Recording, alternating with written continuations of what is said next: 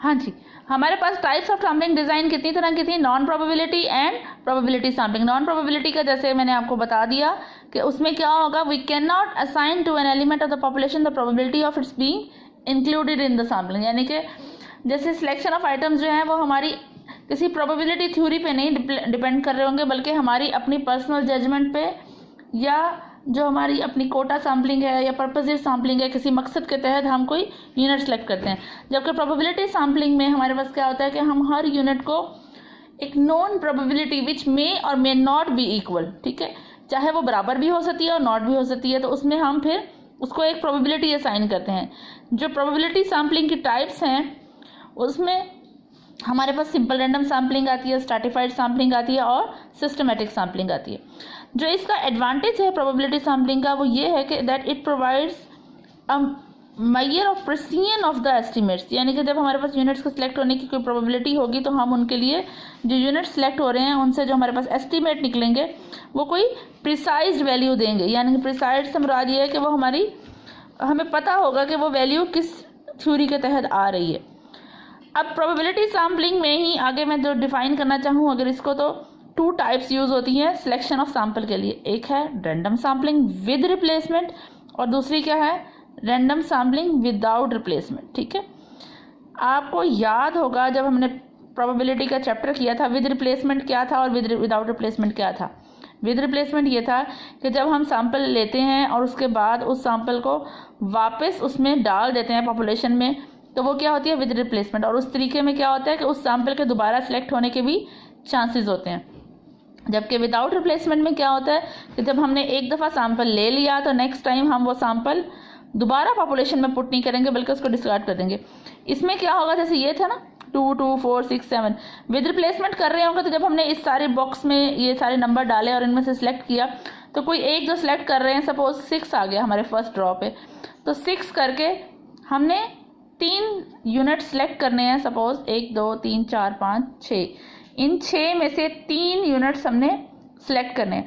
पहली दफ़ा में हमने ड्रॉ किया तो हमारे पास 6 आया, तो क्या हुआ, हमने अगर विद रिप्लेसमेंट किया तो हमने 6 सेलेक्ट किया, फिर दोबारा बीच में डाल दिया, फिर दोबारा निकाला तो हो सकता है वो 6 आ जाए या 7 आ जाए। तो हमारे पास सिलेक्शन फिर दोबारा कितने यूनिट्स में से होगी, 6 में से ही होगी। लेकिन जब हम विदाउट रिप्लेसमेंट करते हैं तो जब 6 सेलेक्ट हो गया तो 6 हम क्रॉस कर देंगे, अब दोबारा 6 तो नहीं सिलेक्ट होने वाला। और नेक्स्ट हमने कितने में से लेनी है प्रोबेबिलिटी सैम्पलिंग, 1, 2, 3, 4, 5।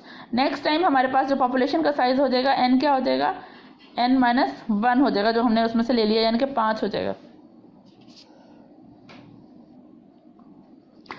अच्छा, अब नेक्स्ट हम जो चीज़ पढ़ रहे हैं वो है सिंपल रैंडम सैम्पलिंग। आपको मैंने जैसे बताया था कि प्रोबेबिलिटी सैम्पलिंग की मुख्तलिफ वो हैं जो टाइप्स हैं जो यूज़ होती हैं, उसमें सिंपल रैंडम है, स्ट्रैटिफाइड है और सिस्टमेटिक है। जो सबसे पहले हम पढ़ने जा रहे हैं वो है simple random sampling. Simple random sampling is a probability sampling जिसमें हर यूनिट के सिलेक्ट होने की, कैपिटल N हमारी क्या है पॉपुलेशन, और इसमें से हमने स्मॉल n साइज़ का सैंपल लेना, ये क्या है हमारा सैंपल साइज़ है,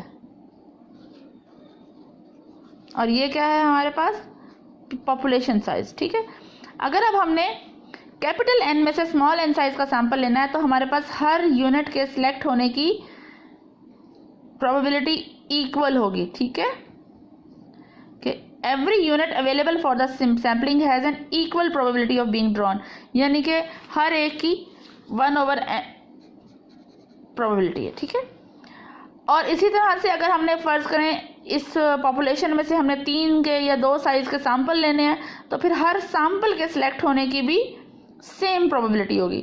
2 बातें याद रखनी है, हर यूनिट की भी सेम प्रोबेबिलिटी है, इक्वल प्रोबेबिलिटी है, और हर सैंपल के सिलेक्ट होने की भी सेम प्रोबेबिलिटी है। तो इसकी डेफिनेशन यूं ही बनेगी,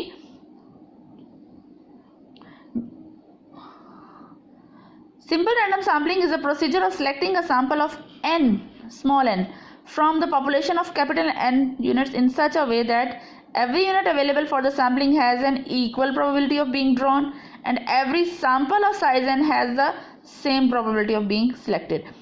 नेक्स्ट में उन्होंने एक एग्जांपल के तौर पर समझाया है कि फ़र्ज़ करें अगर हमारे पास n साइज़ का है, पॉपुलेशन कैपिटल N साइज़ की है, स्मॉल n साइज़ की है, तो हमने उसमें से सैंपल ड्रॉ करना है जब विद रिप्लेसमेंट या विदाउट रिप्लेसमेंट। तो कैसे हमारे पास sample number of possible samples आएंगे। देखें बेटा, जब हमारे पास पॉपुलेशन में n डिफरेंट वेज से हमने पहला सैंपल निकाला, जब हमने उसे दोबारा रिप्लेस कर दिया तो सेकेंड यूनिट निकालने के लिए फिर हमारे पास n वेज ही हैं। जैसे मैंने अभी आपको पीछे बात समझाई थी ये कि क्या था कि हमारे पास ये 6 है ना, तो जब हमने रिप्लेस किया तो अगली दफ़ा भी 6 में से निकालेंगे, थर्ड लेंगे तो फिर भी 6 में से निकालेंगे।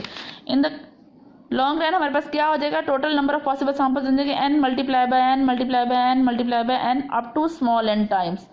जितनी दफ़ा भी हमने स्मॉल n लेना है उतनी दफ़ा हमारे पास कैपिटल N ही मल्टीप्लाई होगा। तो हमारे पास नंबर ऑफ पॉसिबल सैंपल्स अगर हमने निकालने हों विद रिप्लेसमेंट तो हमारे पास उसका फॉर्मूला है n की पावर n। अगर उन्होंने कहा आपके पास पॉपुलेशन का साइज 6 है और आपने उसमें से 2 साइज का सैंपल लेना है तो आपके पास कितने पॉसिबल नंबर ऑफ सैंपल्स बन जाएंगे उस पॉपुलेशन के। अगर आप 6 की पावर 2 कर लें तो वो क्या हो जाएगा 36। अगर हमारे पास नॉन प्रोबेबिलिटी सैम्पलिंग करनी है हमने विदाउट रिप्लेसमेंट तो तब उसमें क्या होगा हमारे पास, क्योंकि हर दफ़ा हमारे पास पहली दफ़ा में n चांसेस हैं, नेक्स्ट टाइम में वो एक कम हो जाएगा, उससे नेक्स्ट टाइम में फिर 1 कम होगा तो क्या हो गए 6 में से 2 निकल गए थे तो कितने बच गए 4, फिर आगे इस तरह करते करते अप टू सो ऑन। तो उसके लिए हमारे पास जो नंबर ऑफ पॉसिबल सैंपल्स बनेंगे वो बनेंगे n factorial over n minus small n का factorial is equal to npn। यानी कि जब हमारे पास सॉल्व करने से पहले, क्वेश्चन सॉल्व करने से हमने देखना है पहले कि हमें विद रिप्लेसमेंट दी है सैम्पलिंग या विदाउट रिप्लेसमेंट।